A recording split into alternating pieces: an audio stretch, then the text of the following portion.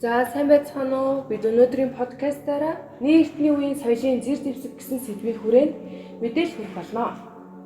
Нийт эртний үеийн соёл нь одоогоос 40-од мянган жилийн тэртээгээс нийтийн тооллын өмнөх 4,000 жил хүртэлх хугацаанд оршсон ажээ.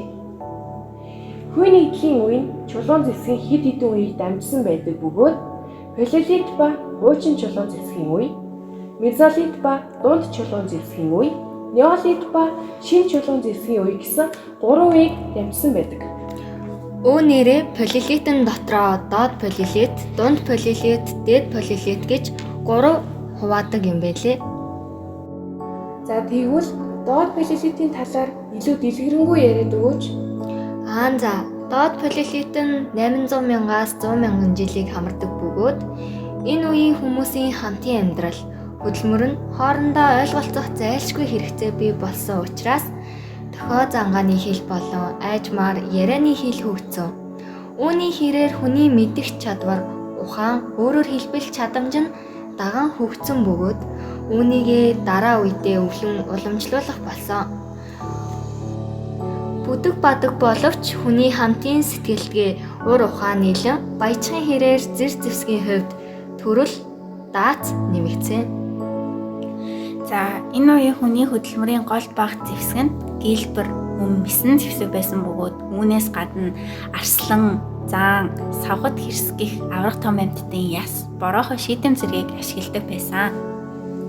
Үнээрээ манай өвөг бага байхад энэ үеийн эртний дурсгалын нэг болох цагаан агуйг илрүүлж байсан гэж ярьж байхыг сонсож байсан юм байна. За хэдэн он хүлээх дээ? 1987 он гэж ярьсан баха. Энэ нь палеомагнитийн шинжилгээгээр 730 мянган жилээс өмнөх үед бүрдсэнийг тогтоож байсан гэсэн. За тэгвэл дунд палеолит нь доод палеолитоос юугаар аялгаатай тэр талаараас дэлгэрэнгүй ярьж өгөөч. Мэдээж он тооллын хувьд ялгаатай.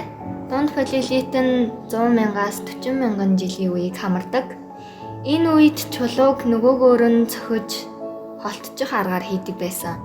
Чулуун зэвсэг хийх арга техник нь илүү боловсронгүй болж чулууг цуулж хийх шинэ арга бий болсон. Яг энэ үеийн хүмүүсийн хөдөлмөрийн гол багж нь тагил үлдээснээс өргөн залтац цуулан авч түүний ир ирэмгийг нь дахин засаж хийсэн 3 мэс ба хянгныг ашигладаг байснараа гол ялгаатай. Энэ үеийн бас нэг гол ололт нь хүмүүс гал хэрэглэж сурсан явдал юм аа. Эхлээд эртний хүмүүс галтуулын дэлбэрээс, ой, хөрс, аяга цахилгаан гэх эдгээр зүйлсээс галыг гаргаж авч ирсэн. За тэгвэл галыг хэрэглэж сурснараа хоолны соёл бас том дэвшил гарсан гэсэн үг юм байна те. Гал хэрэглэснээр хүмүүс махыг чанаж, болгоож, шаарж, ажиглаж идэх болсон. Энэ нь мэдээж хүний бие организм, ялангуяа уурах тархины хөгжилд онцгой нөлөө үзүүлсэн гэсэн үг. За палеолитик 3 хуваадаг гэсэн одоо юу хэлтлээ?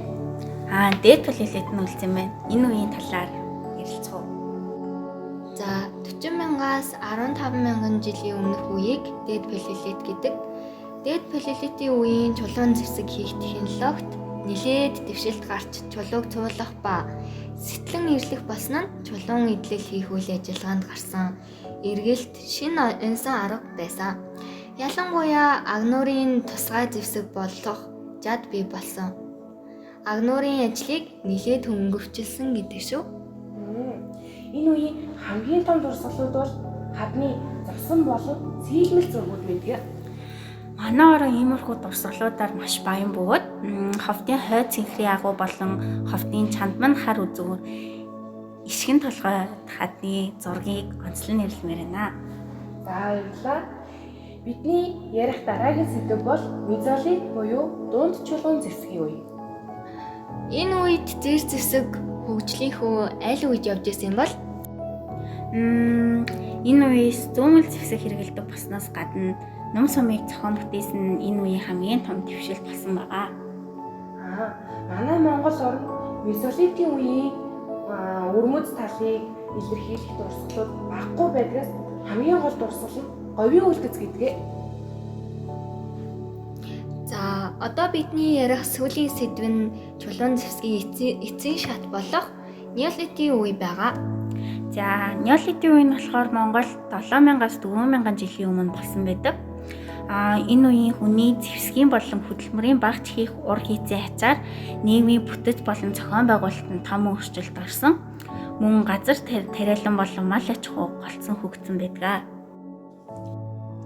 За ингээд бид нэг эртний үеийн соёлын зэр зэвсэг гэсэн сэдвийн хүрээнд соёлын зэр зэвсгийн үүсэл хөгжил болон тэдгээрийн дэвшлийн талаар мэдээлэл хүргэлээ.